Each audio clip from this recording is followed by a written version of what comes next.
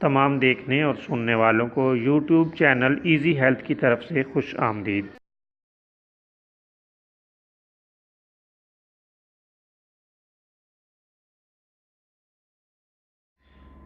आज की इस वीडियो में हम आपको चक्रों के लिए एक शानदार घरेलू नुस्खा बताएंगे।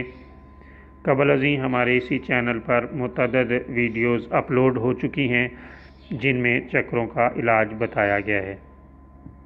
आज एक और वीडियो आपकी खिदमत में पेश की जाएगी।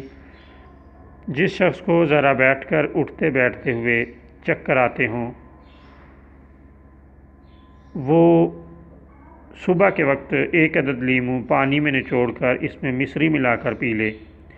चंद रोज़ के इस्तेमाल से खुदा के फजल से बहुत ज़्यादा फ़ायदा होगा और मरीज़ चक्रों की बीमारी से निजात पा जाएगा।